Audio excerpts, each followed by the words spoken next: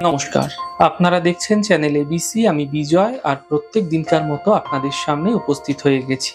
আজ আমি আপনাদের সঙ্গে এখন আলোচনা করব ভগবান শ্রী গণেশের বিভিন্ন অঙ্গ এবং অন্যান্য সহযোগী বস্তুর নানা বিশেষত্ব যেগুলি আছে, যাদের সাহায্যে আমরা বিভিন্ন সমস্যার হাত থেকে মুক্তি পেতে পারি এবং মনস্কামনা পূরণে সহায়তা লাভ করতে পারি, সেই সম্পর্কে আলোচনা করার চেষ্টা করব।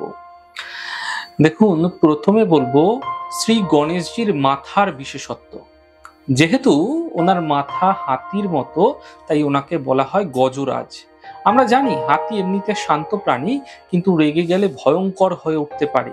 তাই হাতির বুদ্ধি ও স্মৃতিশক্তি প্রখর থাকে। কেউ হাতির ক্ষতি করলে বহুদিন পরেও কিন্তু সে তাকে চিনতে পারে এবং প্রতিশোধ নিয়ে থাকে। এই হাতি মানুষের ভালোবাসা অনুভব করে। তাহলে বুঝতেই পাচ্ছেন গণেশজির মাথা কি উপদেশ দেয়। প্রত্যেক মানুষই ওনার মতো বুদ্ধিমান হোক এবং তার স্মৃতিশক্তিও যেন প্রখর হয়, সেটা উনি চান। অন্যায়ের শাস্তি যেমন দেন, আবার ওনাকে ভালোবাসলে উনিও কিন্তু ভালোবাসা প্রদান করেন। শ্রী গণেশজির কানের বিশেষত্ব জানবো। দেখুন, ওনার কান দুটি কুলোর মতো। যে কোনো শস্য দানা থেকে ভালো দানা বের করে নেবার জন্য এবং তার মধ্যে থেকে আজে বাজে জিনিস ও ধুলো বের করে নেওয়ার জন্য কুলো ব্যবহার করা হয়। তাই উনিও এই উপদেশ দেন, সবসময় ভালো জিনিস শ্রবণ করো, আর আজে বাজে জিনিস কানে দেবার দরকার নেই। যদি ওনার এই উপদেশ মেনে চলতে পারেন, তাহলে জীবনও কিন্তু ধন্য হবে। সেই গণেশজির দুটি যে চোখ রয়েছে, চোখের বিশেষত্ব কি আছে? দেখুন, ওনার চোখ খুব ছোট্ট ছোট্ট।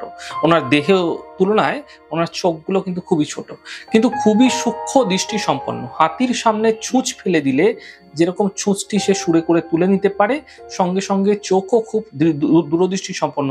তাই তিনি সহজেই ভবিষ্যৎ জেনে নেন।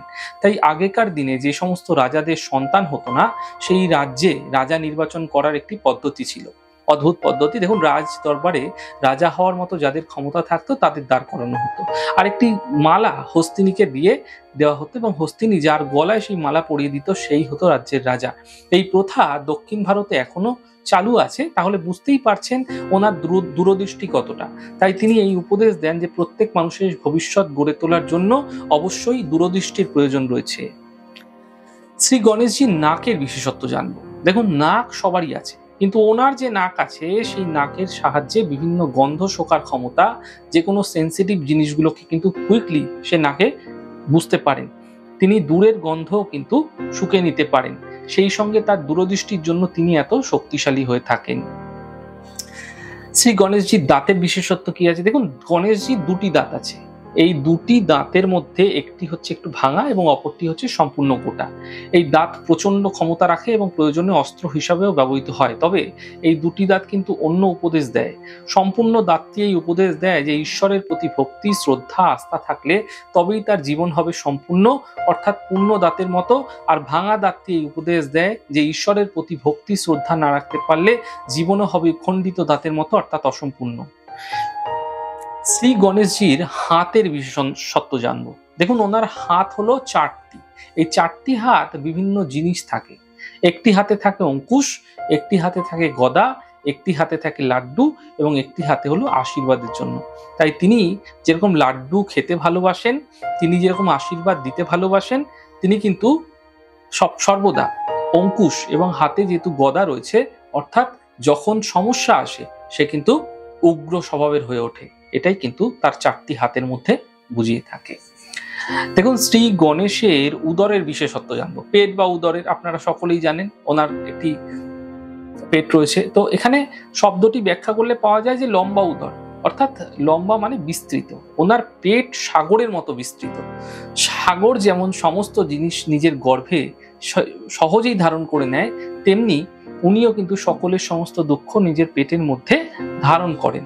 তাই বলা হয় ওনার পেটে হাত বোলালে উনি সকলের দুঃখ নিয়ে নেন এবং সুখ দিয়ে থাকেন।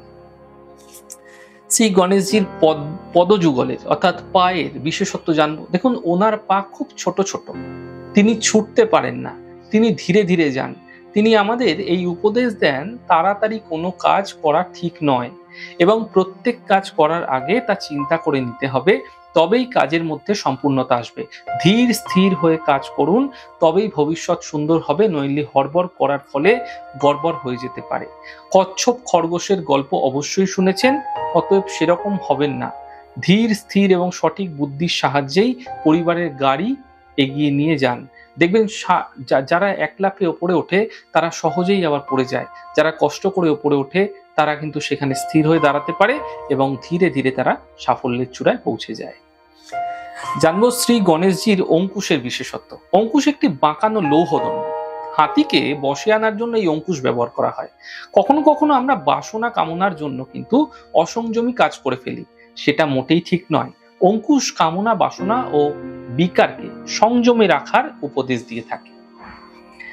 শ্রী গণেশজির গদার বিশেষত্ব কি আছে? গদা হলো দোষীদের শাস্তি দেবার জন্য অস্ত্র। তিনি একটি অবশ্যই কিন্তু সেই কাজে ব্যবহার করেন। এই উপদেশ তিনি আমাদের দেন যে অশুভ শক্তিকে বিনাশের জন্য অবশ্যই সাজা দেওয়ার দরকার। আমরা যে পাপ করে থাকি সেটাও ঠিক নয়, পাপ করলে সাজা অবশ্যই হবে। এবার জানবো শ্রী গণেশজির হাতে রাখা লাড্ডু অর্থাৎ মোদকের বিশেষত্ব কি আছে। দেখুন, ওনার হাতে যে লাড্ডু থাকে সেটি জীবনে মিষ্টতা এনে দেয় এবং তিনি লাড্ডু খেতেও বলেন এবং সাত্ত্বিক খাবার খেতে উপদেশ দেন। সাত্ত্বিক খাবার খেলে মানুষের মধ্যে জ্ঞানের উৎকর্ষতা বেড়ে যায়, ঝাল খাবার খেলে মানুষ উগ্র হয়ে যায়, মনের একাগ্রতা নষ্ট হয়ে যায়। কিন্তু মিষ্টি খাবার খেলে মন শান্ত থাকে এবং একাগ্রতা বৃদ্ধি পায়। তাই ছাত্রদের বলা হয় পড়তে বসার আগে অবশ্যই কিছু মিষ্টি খেয়ে নিতে। এই মিষ্টি জিনিস খেলে তার মধ্যে একাগ্রতা আসবে এবং পড়াশোনায় মন বসবে। তাই তিনি এই উপদেশ দিয়ে থাকেন মানুষের উচিত অন্তত একবেলা সাত্ত্বিক খাবার সেবন করা। শ্রী গণেশজির আশীর্বাদ ভঙ্গির বিশেষত্ব জানব। দেখুন, তিনি একটি হাত সর্বদা তুলে রেখেছেন আশীর্বাদ দেবার জন্য। তিনি গরিব, দুঃখী, ধনী এমনকি জাতিরও ভেদাভেদ করেন না। এই হাত থেকে আশীর্বাদ নেবার চেষ্টা করুন। সেই সঙ্গে উপদেশ দেন ছোটদের আশীর্বাদ দেবার জন্য। যদি ওনার আশীর্বাদ নিয়ে নিতে পারেন তাহলে জীবনে আর কিসের ভাবনা। ওনাকে ভক্তি ও শ্রদ্ধা করুন, ওনার আশীর্বাদ নিয়ে নিন, আপনার জীবন সহজ এবং সরল হবে। শ্রী গণেশজির বাহন মুশিক।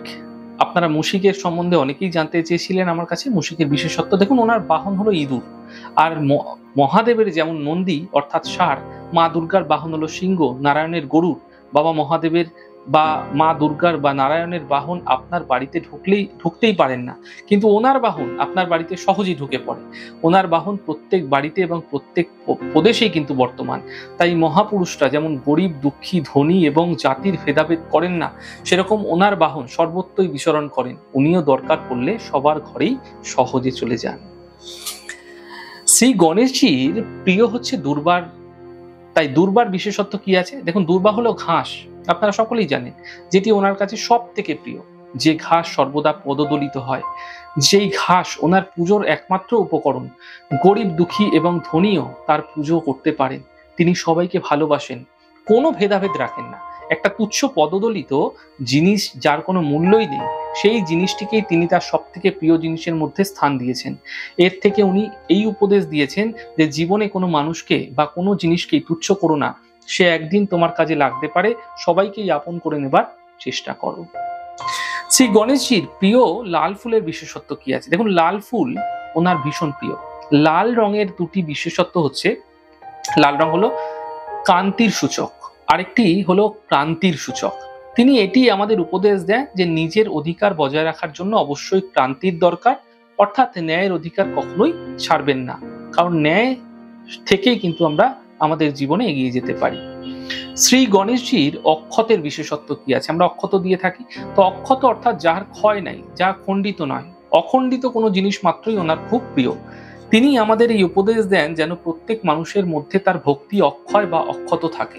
সুতরাং প্রত্যেক মানুষেরই উচিত যত দুঃখ, কষ্ট, দরিদ্রতা আসুক না কেন নিজেকে খণ্ডিত না হতে দেওয়া, অর্থাৎ কোনো অবস্থাতেই মনকে দুটুকরো করবেন না, ক্ষয় করবেন না, অক্ষয় রাখার চেষ্টা করুন। তাহলেই কিন্তু জীবন সরল, সহজ এবং সুন্দর হবে। তাহলে আজ আমি আপনাদের সঙ্গে এখন আলোচনা করলাম গণেশজির শরীরের যে বিশেষত্ব এবং গণেশজির বিভিন্ন অঙ্গ প্রত্যঙ্গের বিষয়, বস্তুর বিষয়, সমস্ত বিষয় কিন্তু আলোচনা করলাম।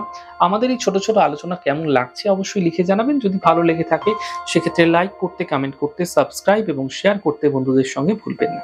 অনেক ভালো থাকুন, সুন্দর থাকুন, সুস্থ থাকুন। আগামী পর্বে দেখা হবে।